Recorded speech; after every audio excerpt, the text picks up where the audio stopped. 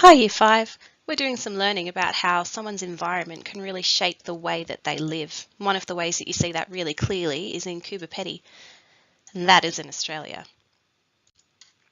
So the town of Coober Pedy is situated in the Australian outback. That means that it's not a major city, it's not very easy to get to.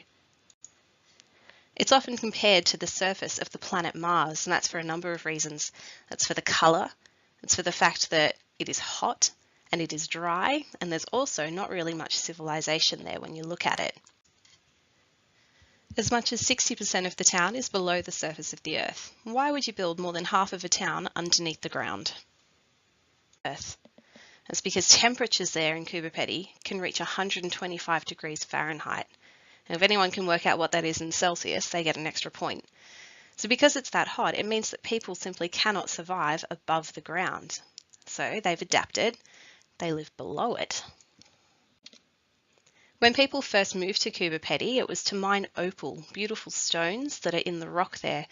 And when they first moved, they lived in the mines because they hadn't built houses yet and they couldn't live above the ground. The name Coober Pedy is an Aboriginal word and translates to white man's hole. You might hear people say Coober Pedy, but as we hear in the video, Coober Pedy is actually closer to the original pronunciation. There are 1,500 family homes underground at Coober Pedy. How do they do that? Well, the residents hollow out the hills with a small bulldozer.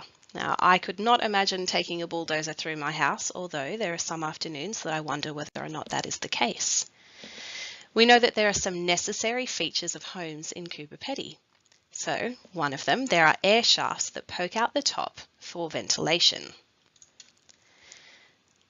This is so that the residents can actually breathe. If you were trapped underground without any windows, you would need something up the top so that air could get in and out. The other thing that we notice about homes in Coober Pedy is that the kitchen and the bathroom are always on the first level.